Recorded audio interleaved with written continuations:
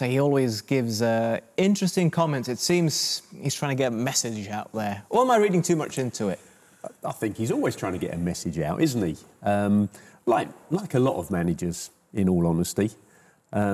Rarely do they say something because, you know, they genuinely feel it. There's an angle to it. You know, they're either trying to deflect away from their team's performance or pass it over to the officials because they've made a mistake.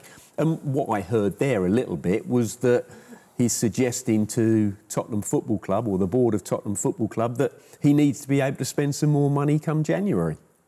They already spent quite a lot of money by Tottenham but that's standards. what I heard. Yeah, no, I completely agree there. He's pretty clear about it, Mike. I'm just not sure. I think he started the interview where he wanted to get in and get out, you know, without going there. But he sort of got stuck talking for quite a long time, and the more he talked, the more he had to elaborate on everything.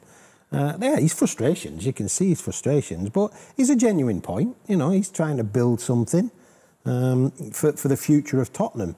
Whether he gets that is, you know, is all down to other people at Tottenham as to whether they're going to provide that. But he will definitely give his honest, upfront opinion.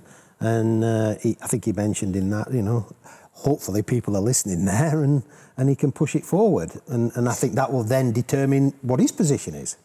You know, whether he stays beyond his contract. Yeah, well, he's got a contract and he honours his contracts most of the time, unless something disastrously goes wrong. But he finds all the time the position he takes up it's his decision, it's his choice, which is okay. You know, that's the way contracts work sometimes. But he's trying to sort of say, I need more if I'm going to work better and make this more successful. So I think they'll be having many conversations along the way between Antonio and Tottenham going forward. And that could happen during the World Cup window. There's a lot in that World Cup window apart from the World Cup. Managers are going to be looking at themselves.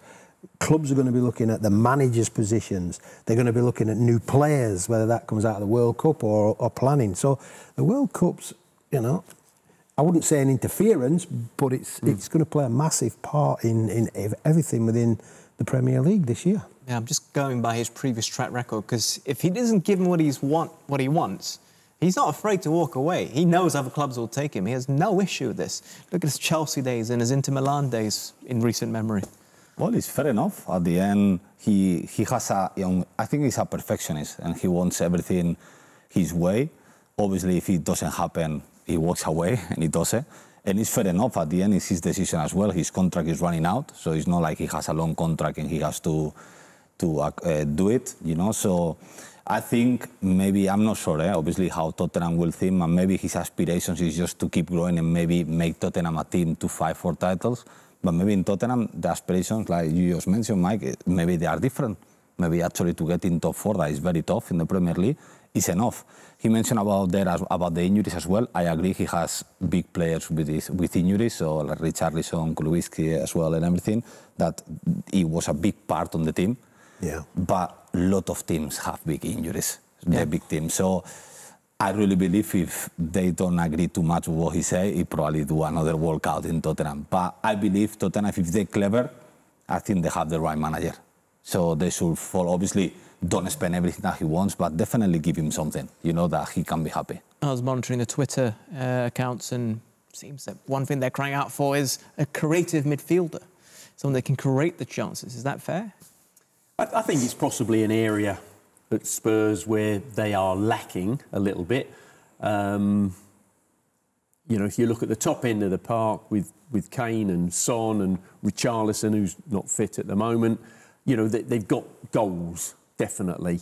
You know, you need players to provide the ammunition for those strikers as well. I think Spurs struggle when a team sits off and they have to be really creative to penetrate them to score. So that would be an Eriksen type player, for example. So yeah, I'm sure Spurs are looking to find a highly creative midfield player, but you know, how many tens of millions is that? I look at Spurs and I think they've now got everything in place. They've been big spenders. Look at the stadium. Yeah. You know, it's cost them fortunes. Look at the training facilities. It cost them fortunes. If you look at everything behind the scenes, it's all there. Now, the final little bit of the jigsaw is putting the real quality on the pitch. And that comes, again, at a big price. But having done everything behind and around the club, surely they're not going to stop now. And I think Conte is the man, or a man, that can certainly take them towards a trophy or to a trophy. Okay. His track record says it. So, you know, yeah, go on, Spurs. Push. You know, just go that next step.